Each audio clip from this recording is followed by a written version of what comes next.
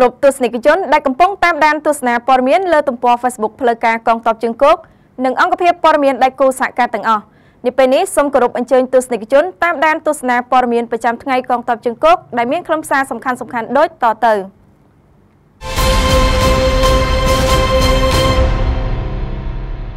ឧត្តមស្នេហ៍ឯកហ៊ុនម៉ាណែតអគ្គមេបញ្ជាការរងនៃកងយុទ្ធពលខេមរៈភូមិន្ទមេបញ្ជាការកងទ័ពជើងគោកបានជួបប្រជុំតាមរយៈប្រព័ន្ធវីដេអូ Teleconferencing ជាមួយនាយឧត្តមស្នេហ៍ណាមយ៉ុងស៊ីនមេបញ្ជាការកងទ័ពជើងគោកនៃសាធារណរដ្ឋកូរ៉េ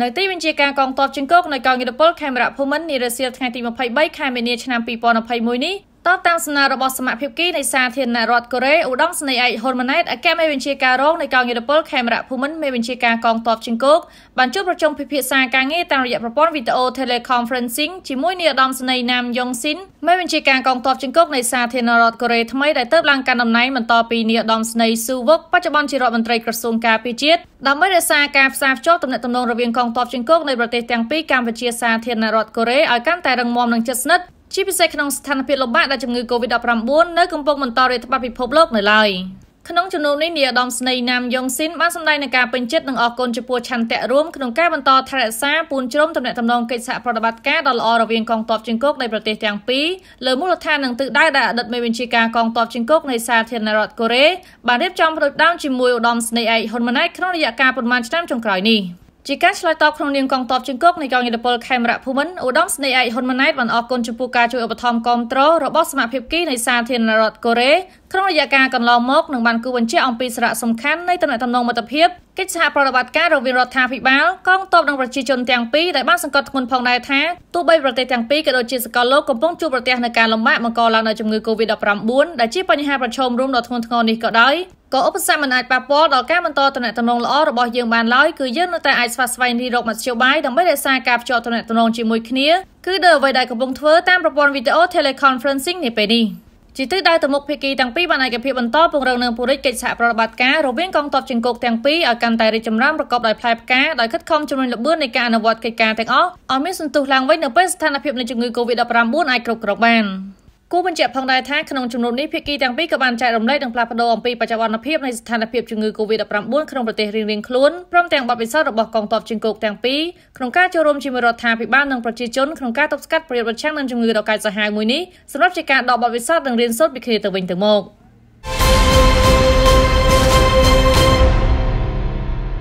មេបញ្ជាការកងពលធំអន្តរាគមន៍លេខ3ជួយប្រជាពលរដ្ឋទីតក្រជួបការលំបាកមួយគ្រួសារក្នុងស្រុកចុងសានខេត្តព្រះវិហារនៅថ្ងៃទី23ខែមីនាឆ្នាំ2021នេះឧត្តមស្នេហ៍ឯកស្រីដឹកមេបញ្ជាការរងកងទ័ពជើងគោកមេបញ្ជាការកងពលធំអន្តរាគមន៍លេខ3និងឧត្តមស្នេហ៍តូដួងច័ន្ទមេបញ្ជាការកងពលទុយអន្តរាគមន៍លេខ9ព្រមទាំងក្រុមការងារចុះជួយមូលដ្ឋានស្រុកចុងសាននិងអាជ្ញាធរស្រុកចុងសានបានអញ្ជើញចុះសួរសុខទុក្ខនិងនាំយកអំណោយគ្រឿងឧបភោគបរិភោគមួយចំនួនជូនដល់គ្រួសារទីតក្រឈ្មោះយឹមសុថាជាប្តីនិងប្រពន្ធឈ្មោះតឹមធីវីដែលកំពុងមានជំងឺប្រចាំកាយនិងមានកូនចំនួន3នាក់ស្ថិតនៅភូមិរងរឿង3ឃុំមរតកស្រុកចុងសានខេត្តព្រះវិហារក្នុងឱកាសនោះដែរដោយមើលឃើញពីស្ថានភាពគ្រួសាររបស់ពួកគាត់ពិតជាមានការលំបាកព្រមទាំងមានជំងឺប្រចាំកាយផងឯកឧត្តមមេបញ្ជាការកងពលធំអន្តរាគមន៍លេខ3ក៏បានសម្រេចនាំយកលោកស្រីតឹមធីវីទៅសម្រាប់នឹងព្យាបាលជំងឺនៅមន្ទីរពេទ្យសម្ដេចតេជោស្រអែមបន្ថែមពីនោះទៀតឯកឧត្តមក៏បានសន្យាជួយសាងសង់ផ្ទះឈើប្រក់ស័ង្កសីមួយខ្នងនិងអណ្ដូងស្នាប់ចំនួន1ផងដែរដើម្បីបានចម្រុកស្នាក់នៅសមរម្យនិងមានទឹកស្អាតប្រើប្រាស់ជាមួយគ្នាដែរដើម្បីក្រុមគ្រួសារគាត់អាចដោះស្រាយការហូបចុកប្រចាំថ្ងៃជាបណ្ដោះអាសន្នឯកឧត្តមមេបញ្ជាការកងពលធំអន្តរាគមន៍លេខ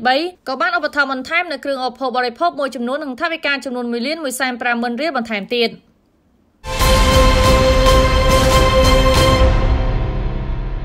បញ្ជាការដ្ឋានយុទ្ធភូមិភាគទី4បានទទួលអំណោយមកពីសប្បុរសជនស្របពេលដែលជំងឺ COVID-19 កំពុងតែមានភាពធ្ងន់ធ្ងរនៅក្នុងប្រទេសកម្ពុជាឧត្តមស្នេហ៍តូសុករីណាមេបញ្ជាការរងនាស្នាដការនិងជាប្រធានក្រុមការងារចាក់វ៉ាក់សាំងការពារជំងឺ COVID-19 យុទ្ធភូមិភាគទី4ដំណើរនៅខ្ពង់ខ្ពស់ឯកឧត្តមស្នេហ៍ឯពៅហេងមេបញ្ជាការរងកងទ័ពជើងគោកមេបញ្ជាការយុទ្ធភូមិភាគទី4បានអញ្ជើញក្នុងពិធីទទួលម៉ាស់3ស្រទាប់ចំនួន 10,000 ម៉ាស់ពីលោកភួងរស្មីនិងក្រុមគ្រួសារដែលជាសប្បុរសជនពិធីប្រគល់ទទួលត្រូវបានប្រារព្ធធ្វើនៅទីតាំងយុទ្ធភូមិភាគទី4ខេត្តសៀមរាបនាព្រឹកថ្ងៃទី23ខែមីនាឆ្នាំ2021នេះដែលមានការអញ្ជើញចូលរួមពីសំណាក់មេបញ្ជាការរងនាយស្នាដការនាយការិយាល័យសុខាភិបាលនាយករងមន្ទីរពេទ្យយុទ្ធភូមិភាគទី4ផងដែរតាមរបាយការណ៍អំណោយម៉ាស់ទាំងនេះត្រូវបានបែងចែក 5,000 ម៉ាស់ផ្ដល់ជូនទៅមន្ទីរពេទ្យយុទ្ធភូមិភាគទី4និង 5,000 ម៉ាស់ទៀតផ្ដល់ជូនទៅការិយាល័យសុខាភិបាលយុទ្ធភូមិភាគទី4សម្រាប់ប្រើប្រាស់ចូលរួមបង្ការជំងឺ COVID-19 ខណៈដែលកម្ពុជាកំពុងតែចាត់វិធានការយ៉ាងម៉ឺងម៉ាត់ សម្រាប់បង្ការទប់ស្កាត់ជំងឺដ៏កាចសាហាវមួយនេះជំនួសមកជូនឯកឧត្តមឧត្តមស្នេហ៍ឯកមេបញ្ជាការរងកងទ័ពជើងគោកមេបញ្ជាការយុទ្ធភូមិភាគទី4ព្រមទាំងនាយទាហានរងនពលធានក៏ដូចជាមន្ទីរពេទ្យយុទ្ធភូមិភាគឧត្តមស្នេហ៍តូសុករីណាក៏បានលើកឡើងនូវការថ្លែងអំណរគុណយ៉ាងជ្រាលជ្រៅបំផុតជូនដល់លោកភួងរស្មីព្រមទាំងក្រុមគ្រួសារដែលមានទឹកចិត្តសប្បុរសជនឧបត្ថម្ភដល់អង្គភាពនៅពេលនេះក៏ដូចជាពេលកន្លងទៅផងដែរ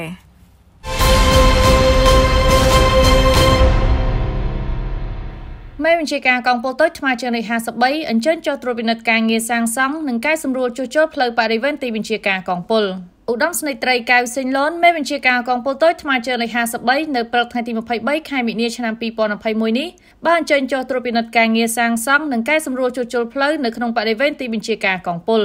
លោកមានប្រសាសន៍ថាលោកនឹងជួសជុលកែសម្រួលនិងកសាងផ្លូវថ្មីតភ្ជាប់ពីអង្គភាព1ទៅអង្គភាព1ជាក់ស្ដែងនៅថ្ងៃនេះកងពលបានគៀកិនសម្រួលផ្លូវចាស់ចម្ងាយ1300ម៉ែត្រនិងផ្លូវថ្មីបានចម្ងាយ400ម៉ែត្រក្នុងទីបញ្ជាការកងពលដើម្បីងាយស្រួលក្នុងការធ្វើដំណើរនិងទំនាក់ទំនងការងារតាមផែនការរបស់ឯកឧត្តមមេបញ្ជាការកងពលផ្លូវនៅក្នុងបរិវេណទីបញ្ជាការនិងចក្រកស៊ូទាំងអស់ទៅតាមដំណាក់កាលរីឯផ្លូវតភ្ជាប់ទៅអង្គភាពចំណុះកងពលនីមួយៗគឺចក្រគ្រូក្រហមបច្ចុប្បន្នក្រៅពីការងារកសាងផ្លូវនៅមានការសាងសង់អគារផ្សេងៗមួយចំនួនដូចជាអគារបន្ទប់ទឹកនិងអាងទឹកសម្រាប់សិក្ខាកាមអំណោយដល់ថ្លៃថ្លាឯកឧត្តមស្នេហ៍ឯកហ៊ុនម៉ាណែតអគ្គមេបញ្ជាការរងនៃកងយុទ្ធពលខេមរៈភូមិន្ទមេបញ្ជាការកងទ័ពជើងគោកកសាងបាន 65% អគារទីបញ្ជាការកងអនុស្នាធំការពារអាកាសអំណោយរបស់ដៃគូសម្ព័ន្ធមេត្រីភាពនាយកដ្ឋានរដ្ឋាភិបាលជាតិកសាងបាន 90% និងខ្ចោះទទួលភ្ញៀវផ្ទះបាយនិងបន្ទប់ទឹកមេបញ្ជាការកសាងបាន 90%ចំណែកនៅតាមដងផ្លូវពីមុខផ្លូវចូលរហូតដល់ទីបញ្ជាការកងពលចម្ងាយ1គីឡូម៉ែត្រនិងផ្លូវទីធ្លាក្នុងទីបញ្ជាការមានការកែលម្អដាំដើមឈើធ្វើសួនដាំអង្គរលម្អផ្លូវដាក់អំពូលសូឡាសងខាងផ្លូវនៅពេលយប់ភ្លឺដូចថ្ងៃដែលមានសោភ័ណភាពស្រស់បំព្រងឧត្តមស្នេហ៍ត្រីកៅសេងលនមេបញ្ជាការកងពលក៏បានថ្លែងអំណរគុណដល់សប្បុរសជននិងដៃគូសម្ព័ន្ធមេត្រីភាពដែលតែងតែឧបត្ថម្ភគាំទ្រជាពិសេសលោកបានថ្លែងអំណរគុណយ៉ាងជ្រាលជ្រៅបំផុតឯកឧត្តមស្នេហ៍ឯកហ៊ុនម៉ាណែតអគ្គមេបញ្ជាការរងនៃកងយុទ្ធពលខេមរៈភូមិន្ទមេបញ្ជាការកងទ័ពជើងគោកដែលតែងតែគិតគូរយកចិត្តទុកដាក់ឧបត្ថម្ភគាំទ្រទាំងថវិកានិងសម្ភារៈសំណង់ផ្សេងៗចំពោះកងពលតូចថ្មជើងលេខ53អភិវឌ្ឍរីកចម្រើនជាលំដាប់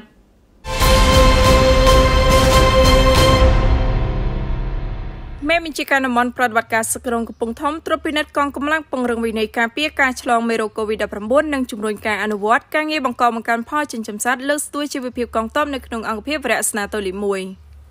ដើម្បីធានានៅក្នុងការគ្រប់គ្រងកម្លាំងនៅក្នុងទីតាំងអង្គភាពនៅក្នុងការការពារទប់ស្កាត់ការឆ្លងមេរោគ COVID-19 និងការធានាជីវភាពរស់នៅជូនកងទ័ពនៅក្នុងអង្គភាពនីមួយៗឲ្យមានប្រសិទ្ធភាពនិងសុខភាពល្អនៅព្រឹកថ្ងៃទី23ខែមីនាឆ្នាំ2021នេះឧត្តមស្នេហ៍តូសំសុនមេបញ្ជាការតំបន់ប្រតិបត្តិការសក្រុងកំពង់ធំទៅត្រួតពិនិត្យការងារគ្រប់គ្រងកម្លាំងនិងការងារបង្កបង្កើនផលចិញ្ចឹមសត្វដើម្បីដោះស្រាយជីវភាពជនគ្រួសារនៅក្នុងអង្គភាពវរៈស្នាតូលី1នៃតំបន់ប្រតិបត្តិការសក្រុងកំពង់ធំ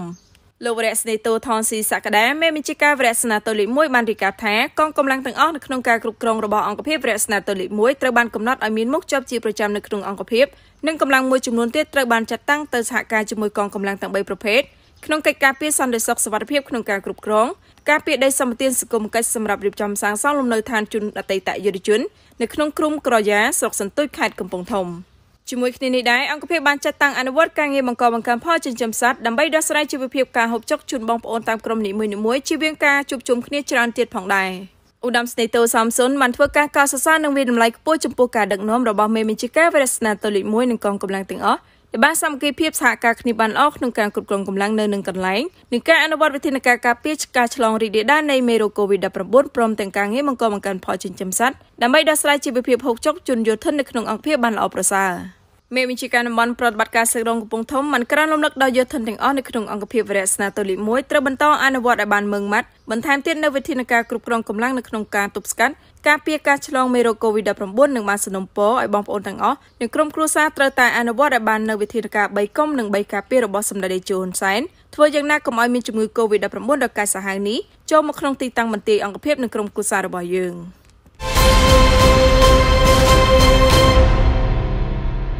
ប្រជាពលរដ្ឋជួបការលំបាកក្នុងខេត្តបន្ទាយមានជ័យបានទទួលអំណោយឧបត្ថម្ភពីមេបញ្ជាការកងទ័ពជើងគោកតាមរយៈកងពលតូចថ្មជើងលេខ51 នៅព្រឹកថ្ងៃទី23ខែមីនាឆ្នាំ2021នេះលោកឧត្តមស្នេហ៍ត្រីជុំសេដ្ឋាមេបញ្ជាការរងនាយស្ថានតីការកងពលតូចថ្មើរជើងលេខ51តំណាងលោកឧត្តមស្នេហ៍ត្រីសឹងទុំមេបញ្ជាការកងពលបានដឹកនាំក្រុមការងាររួមជាមួយអាជ្ញាធរមូលដ្ឋាននាំយកអំណោយរបស់ឯកឧត្តមស្នេហ៍ឯកហ៊ុនម៉ាណែតអគ្គមេបញ្ជាការរងនៃកងយោធពលខេមរៈភូមិន្ទមេបញ្ជាការកងទ័ពជើងគោកជូនដល់ប្រជាពលរដ្ឋចំនួន2គ្រួសារដែលជួបការលំបាកនិងជាស្ត្រីមេម៉ាយរស់នៅភូមិសំរោងតូចនិងភូមិសំរោងធំឃុំលមួមានជ័យស្រុកប្រណិតផ្ទះខេត្តបន្ទាយមានជ័យអំណោយដែលផ្ដល់ជូនរួមមានសម្ភារៈគ្រឿងឧបភោគបរិភោគចំនួន6មុខរបស់ប្រើប្រាស់និងថវិកាមួយចំនួនក្នុងឱកាសចុះសួរសុខទុក្ខនិងជូនអំណោយក្នុងនាមឧត្តមស្នេហ៍ត្រីមេបញ្ជាការកងពលតូចថ្មើរជើងលេខ51តែងតែបន្តយកចិត្តទុកដាក់ចាត់តាំងក្រុមការងារចុះពិនិត្យជាក់ស្ដែងឧត្តមស្នេហ៍ត្រីជុំសេដ្ឋាបានមានប្រសាសន៍ថាស្ថិតក្នុងស្ថានភាពការរីករាលដាលនៃជំងឺ Covid-19 ក្នុងព្រឹត្តិការណ៍20កុម្ភៈឆ្នាំ2021នេះប្រជាពលរដ្ឋមួយចំនួនពិតជាជួបការលំបាកក្នុងការធ្វើដំណើរនិងការប្រកបរបរចិញ្ចឹមជីវិតដែលត្រូវការអាជ្ញាធរមូលដ្ឋាននិងកម្លាំងប្រដាប់អាវុធចូលរួមដោះស្រាយបញ្ហាជូនពួកគាត់តាមលទ្ធភាពជាក់ស្ដែងឆ្លៀតក្នុងឱកាសនោះក៏បានក្រើនរំលឹកដល់ពួកគាត់ត្រូវរក្សាអនាម័យជានិច្ចក្នុងការរស់នៅប្រចាំថ្ងៃនិងបានសំណូមពរដល់បងប្អូនដែលបានវិលត្រឡប់មកពីប្រទេសថៃត្រូវចូលរួមមកធ្វើចតុលេខតាមទីតាំងធ្វើចតុលេខនិងបន្តអនុវត្តវិធានការណែនាំរបស់ក្រសួងសុខាភិបាលកំណត់ជាប្រចាំពិសេសត្រូវគ្រប់អនុវត្តឲ្យបានតាមការណែនាំរបស់ប្រមុខរាជរដ្ឋាភិបាលនៅវិធានការ3ការពារ3កុំដើម្បីការពារខ្លួនយើងគ្រួសារយើងនិងសង្គមជាតិយើង